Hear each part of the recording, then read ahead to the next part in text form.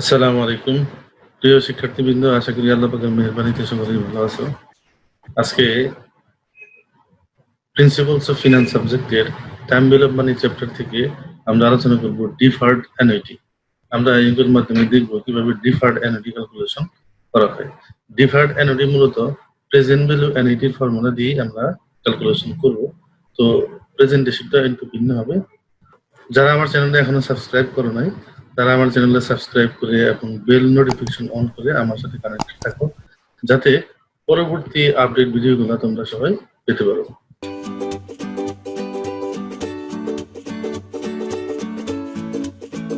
Present value deferred annuity, এটা আমরা present value অ্যানুইটির ফর্মুলাই use করব।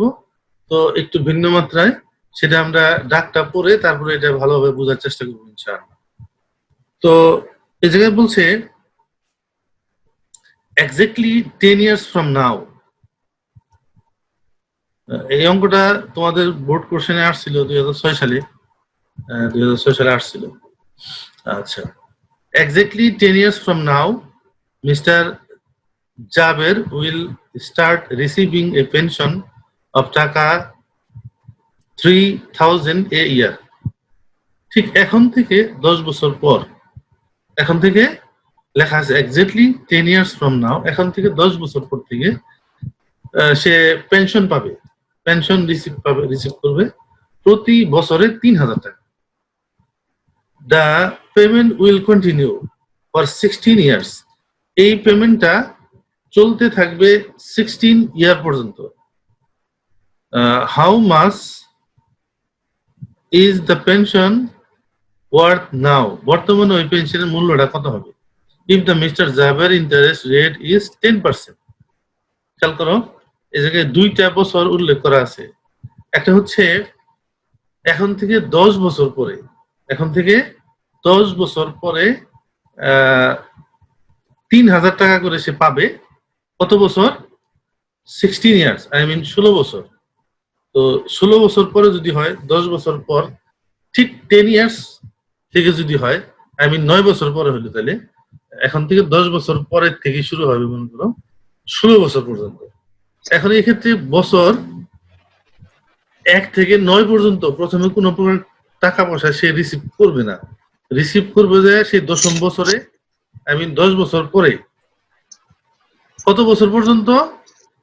16 বছর পর্যন্ত। এখন দেখো, 10ম বছর থেকে 16 বছর পর্যন্ত যদি আমরা টোটাল এটা যোগ করি, আই মিন আগের 9 বছর আর এখন 16 বছর, টোটাল কত হইলো? আগের 9 বছর যোগ করো পরের 16 বছর, তাহলে এদের যোগ করলে কত হয়? 25 না? শুনতে পারতেছ? জি স্যার। 25 বছর হইল। এখন দেখো, এখন আমরা কি করব? টোটাল 25 বছরের প্রেজেন্ট ভ্যালু আগে বের করব। এই হলো প্রথম কাজ। টোটাল 25 বছরের যে প্রেজেন্ট ভ্যালু সেটা বের করব। এরপরে 9 বছরের প্রেজেন্ট ভ্যালু বের করব। মাঝখানে টোটাল 25 থেকে যদি 9 মাইনাস করি, তাহলেই আমাদের ডিফার্ড অ্যানুইটি বা মধ্যবর্তীকালীন যে বিলম্বিত যে সময়টা, ওই সময়ের প্রেজেন্ট ভ্যালু পাওয়া যাবে। আমি আবার একটু দেখাই দিই তোমাদের। দেখো, এই যে প্রথমে আমরা কি করলাম? প্রেজেন্ট ভ্যালু অফ 25 ইয়ার্স, এই 25 বছরের প্রেজেন্ট ভ্যালু বের করলাম। তারপরে নিচে 9 বছরের প্রেজেন্ট ভ্যালু বের করলাম। তারপরে এই 25 বছর থেকে আমি যদি প্রথম 9 বছর বাদ দিই, তাহলে মাঝখানের 16 বছরের প্রেজেন্ট ভ্যালু পাওয়া যাবে। বুঝতে পারছো? এখন দেখো অ্যাপ্লাই করি কিভাবে। অ্যাপ্লাইটা কিভাবে হয় দেখো। তো প্রথমে আমরা যদি প্রেজেন্ট ভ্যালু সূত্র ইউজ করি, a divided by i 1 minus 1 upon 1 plus i power n। এই ক্ষেত্রে a হচ্ছে আমার 3000, আই মিন 3000, i এর মান হচ্ছে 10%, 0.10, n এর মান হচ্ছে 25। এখন এটাকে যদি আমরা ক্যালকুলেশন করি, তাহলে 3000 ডিভাইডেড বাই 0.10, তারপরে ব্র্যাকেটে 1 মাইনাস 1 upon 1 প্লাস 0.10 পাওয়ার 25, মানে 25 বছর। এরপর আমরা ব্র্যাকেটে ক্যালকুলেশন করি, ক্যালকুলেশন করলে হয় 1 মাইনাস 0.0923 এরপরে এটা 1 মাইনাস করলে হয় 0.9077। তাহলে উপরে দেখো 3000 কে 0.10 দিয়ে ভাগ করলে হয় 30,000। এই 30,000 কে যদি আমরা এই 0.9077 দিয়ে গুণ করি তাহলে যে টাকাটা বের হয়ে আসে সেই টাকাটা হচ্ছে আমাদের 27,231 টাকা। এটা হচ্ছে এই 3,000 টাকা করে 25 বছরের প্রেজেন্ট ভ্যালু। 25 বছর পর্যন্ত যদি জমা হয় তাহলে ওই টাকার বর্তমান মূল্য দাঁড়াবে 27,231 টাকা। কিন্তু এটা 25 বছর তো জমা হয় নাই, জমা হয়েছে 16 বছর। তো আমি তো 16 বছর 10 বছর পর থেকেই তো আমি ধাপ দিয়ে ক্যালকুলেশন করতে পারবো না। একটা মাঝখান থেকে ক্যালকুলেশন করার নিয়ম এই ফিনান্সের মধ্যে নাই। তখন আমরা কি করব, টোটাল ফিগারটা নিলাম, টোটাল বছরটা নিলাম, যে আমার প্রথমে 10 বছরে শুরু করলো, তার মানে আগে 9 বছর, 9 বছর আমরা জমা মানে পেনশনের টাকাটা পাই নাই, ঠিক আছে। আর এদিকে 16 বছর পাইছি, পাইলাম না 9 বছর আর পাইলাম 16 বছর, টোটাল ইয়ার হচ্ছে আমাদের 25 বছর। এই জন্য আমরা প্রথমে কি করলাম, 25 বছরের প্রেজেন্ট ভ্যালু বের করলাম। এখন আমরা যে বছরগুলো পাইলাম না 9 বছর, এই 9 বছরের প্রেজেন্ট ভ্যালু বের করব। দেখো 9 বছরের প্রেজেন্ট ভ্যালু যদি আমরা বের করি, ওই প্রেজেন্ট ভ্যালু ফর্মুলা ইউজ করলাম, তাহলে a divided by i 1 minus i 1 divided by 1 plus i power n। এখন মান বসাও, এর মান হলো 3000, তারপরে i এর মান হলো 0.10, 1 মাইনাস 1 upon 1 প্লাস 0.10 পাওয়ার এই যে 9। এই জায়গায় পার্থক্য শুধু আগেরটা ছিল 25 পাওয়ার আর এখন হলো 9। আই মিন এই 9 বছরের হিসাব করার কারণে পাওয়ার আমরা 9 ইউজ করলাম। এখন এটা যদি আমরা ক্যালকুলেশন করি তাহলে এটি হয় 3000 কে 0.10 দিয়ে ভাগ করলে হয় 30,000। এই 30,000 কে যদি আমরা গুণ করি 0.5759 দ্বারা, তাহলে যে টাকাটা বের হয় সেটা হচ্ছে 17,277। আর এই জায়গায় 25 বছরের প্রেজেন্ট ভ্যালু বের হয়েছে 27,231। এখন খেয়াল করো, প্রথম 9 বছর তো আমাদের পেনশনের টাকা পাওয়া যায় নাই, যে টাকাটা পাওয়া যায় নাই ওই টাকার তো হিসাবের খাতায় আনা যাবে না। এই জন্য আমরা টোটাল 25 বছর থেকে এই প্রথম 9 বছর আমরা মাইনাস করি। এই জন্য পেনশনের মূল্য, পিবি অফ পেনশন যদি বের করতে চাই তাহলে যে ফর্মুলা সেটা হচ্ছে PB of 25 years minus PB of 9 years. তার মানে টোটাল বছরটা আগে প্রেজেন্ট ভ্যালু বের করব, তারপরে প্রথমে যে কয় বছর আমরা পেনশন পাইলাম না বা রিসিভ করি নাই ওই কয় বছর এটা মাইনাস করব। তাহলে টোটাল থেকে আমরা যখন ওইটা মাইনাস করব তাহলে যে পার্থক্যটা বের হবে 9,954 টাকা।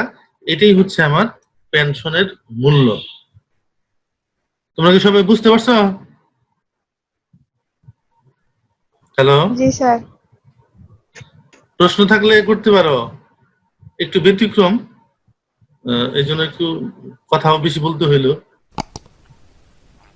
স্যার বুঝলে? ওই ওকে, 25 বছরের কাহিনীটা একটু বুঝিয়ে দেন স্যার। 25 বছরের কাহিনী হলো এই যে আমাদের ঠিক এক্স্যাক্টলি 10 ইয়ার্স ফ্রম নাও, এখন থেকে 10ম বছর থেকে পেনশন পাওয়া যাবে। তাহলে আমি প্রথম 9 বছর তার পেনশন পাই নাই, কথা বুঝতে পারছো? জি স্যার।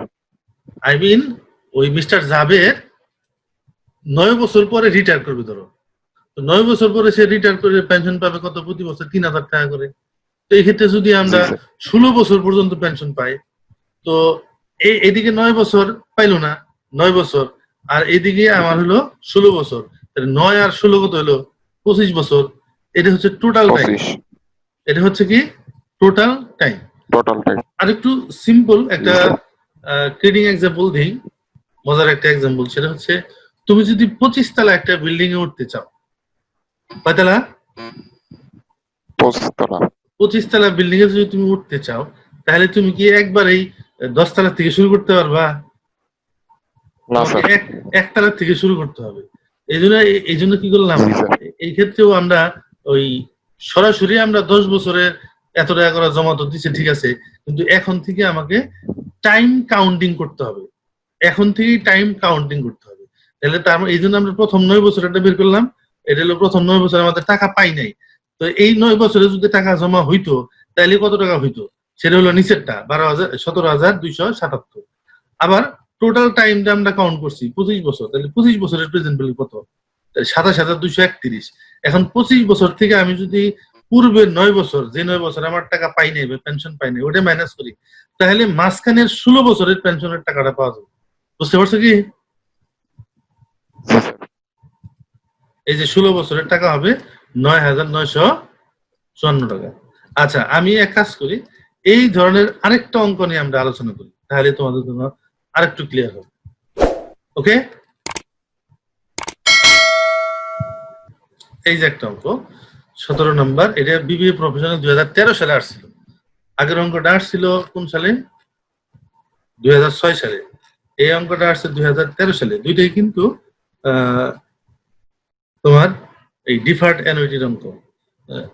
একই অঙ্ক, একটু অ্যামাউন্ট ভিন্ন হয়তো করছে বা টাইম ভিন্ন করছে। দেখো কি লেখা আছে, exactly 10 years from now Mariha Zaman will start receiving a pension টাকা 10,000 a year। আগেরটা ছিল 3,000, এটা হচ্ছে 10,000। ওই 10 বছর পরেই শুরু করছে, ঠিক 10 বছর, 10ম বছর থেকে। তার মানে প্রথমে 9 বছর আমার কোনো প্রকার টাকা বা পেনশন পাওয়া যায় নাই, ঠিক 10ম বছর থেকে পাওয়া গেছে। কত বছর? The payment will continue 12 years, এটা হচ্ছে 12 years. How much the pension worth now, তাহলে বর্তমানে এই পেনশনের মূল্যটা কত? If the time preference rate 10%, এই টাইম প্রিফারেন্স রেটটাই হচ্ছে ইন্টারেস্ট রেট। বুঝতে পারছো? যদিও ভিন্ন ভাষায় লেখা আছে, এটাকে আমরা ইন্টারেস্ট রেট বলবো।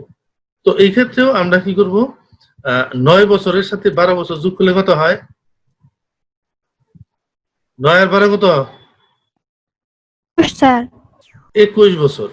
এখন এই টোটাল টাইম হচ্ছে আমাদের 21 বছরে। দেখো পিবি অফ 21 ইয়ার্স, তাহলে প্রথমে আমরা পিবি অফ 21 ইয়ার্স বের করবো। তাহলে পিবি অফ 21 ইয়ার্স যদি হয়, তাহলে A divided by I 1 minus 1/1 plus I power n. এখন এর মান হচ্ছে 10,000, আই এর মান হচ্ছে 10%, আই মিন 0.10, আর এন এর মান হচ্ছে 21। এখন মান বসাও, তাহলে 10,000 কে ভাগ করলাম 0.10, 1 মাইনাস 1/1 প্লাস 0.10 পাওয়ার 21। এখন ক্যালকুলেশন করলে এইটুকু হয়, এইটুকু ক্যালকুলেশন করলাম, তাহলে কত হয়? 0.864869। আর এদিকে 10,000 কে যদি আমি 0.10 দিয়ে ভাগ করি, তাহলে হয় 1 লক্ষ। 1 লক্ষরে যদি আমি এই 0.864869 দিয়ে গুণ করি, তাহলে যে টাকা পাওয়া যায় সেটা হচ্ছে আমাদের 86,487, আই মিন 86,487 টাকা হবে এই 25 বছরের প্রেজেন্ট ভ্যালু। আমার তো বের করতে হবে 12 বছরের প্রেজেন্ট ভ্যালু।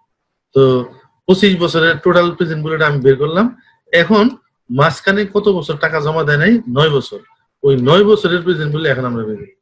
দেখো, শুধু আগে সূত্রই ইউজ করব, PB present value annuity A divided by I 1 plus 1 minus 1/1 plus I power N. N এর মান শুধু হবে কি 9, বাকি সব ঠিক থাকবে। তো আমরা যদি ক্যালকুলেশন করি, এই প্রথম ব্র্যাকেটের অংশ ক্যালকুলেশন করলে হয় 0.5759, আর এদিকে 10,000 কে 0.10 দিয়ে যদি গুণ করি, তাহলে হয় 1 লক্ষ টাকা। তো 1 লক্ষরে যদি আমি আবার এই ক্ষেত্রে 0.5759 দ্বারা গুণ করি, তাহলে যে টাকাটা বের হয় সেটা হচ্ছে 57,590। তার মানে 57,590 টাকা হচ্ছে প্রথম 9 বছরের কি প্রেজেন্ট ভ্যালু। আর এইদিকে 21 বছর, টোটাল 21 বছরের প্রেজেন্ট ভ্যালু হচ্ছে 86,487। এখন যদি পেনশন বের করি, মাঝখানের 12 বছরের পেনশন, তাহলে টোটাল 21 বছরের পিবি থেকে আমরা প্রথম 9 বছরের পিবি মাইনাস করবো। 21 বছরের পিবি হয়েছে 86,487, আর 9 বছরের পিবি হচ্ছে 57,590। দুইটা বিয়োগ করলে যেটা পাওয়া যায় সেটা হচ্ছে 28,897 টাকা। 28,897 টাকা। এই পর্যন্ত বুঝছো সবাই?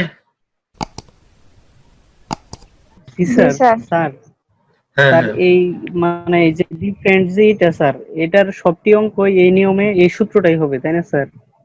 হ্যাঁ, ডিফার্ড অ্যানুইটি সূত্র একই নিয়মে হবে।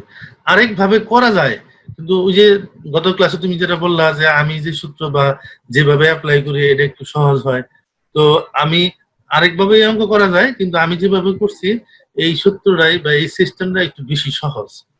এই এই ক্ষেত্রে দেখো দুই জায়গায় আমরা প্রেজেন্ট ভ্যালু অ্যানুইটি সূত্র ইউজ করছি। প্রথম টোটাল টাইমের বের করছি, তারপরে প্রথম গ্যাপ টাইমের বের করছি। টোটাল টাইম থেকে গ্যাপ টাইম বাদ দিলে মাঝখানের যে টাকাটা বের হয় ওইটাই আমার পেনশনের টাকা। এটা সিম্পল না? জি স্যার, স্যার এইভাবেই চলুক স্যার। আমি এমনি স্যার এগুলাতে উল্টা পাল্টা হয়ে যায় গে। মানে এই যে ডাক গুলা মুখস্থ এর পুরা করা লাগে, আবার কোন ডাকে কোন সূত্র গো স্যার, এটা আমি মানে পারি না, মানে অনেক কষ্ট করা লাগে স্যার। মানে এই অঙ্কগুলা বিজনেস ম্যাথেও আমার এই সমস্যা হয়েছিল, তো কেন এটার মধ্যে পারবো তোমাকে তো আমি বলেই আশা দিছি করি। কোন কোন অঙ্কের জন্য কোন সূত্র ইউজ করবা। তারপরেও আমি তোমার এই চ্যাপ্টারটা যখন জি শেষ স্যার। করব হাইলাইটস ক্লাসে একটা হাইলাইটস ক্লাস নিব, বুঝতে পারছো? ওই ক্লাসে এ টু জেড বলে দিব জি স্যার। কোন কোন অঙ্কে কোন সূত্র ব্যবহার করবা, কেন এই সূত্রগুলো ইউজ হয়, বুঝতে পারছো কি? এটার ব্যাখ্যা আমি একটু বলে দিব। জি স্যার। এই এই ক্ষেত্রে এই অঙ্কের ক্ষেত্রে তো বুঝছো, এই অঙ্কের ক্ষেত্রে একটা নির্দিষ্ট সময় পর থেকে টাকাটা পাবে, মাঝখানে প্রথমেই কিছু সময় গ্যাপ থাকবে, এই জন্য এটাকে বলা হয় ডিফার্ড অ্যানুইটি। বুঝতে পারছো কি? এটার এটার কারণ তো বুঝছো? জি স্যার।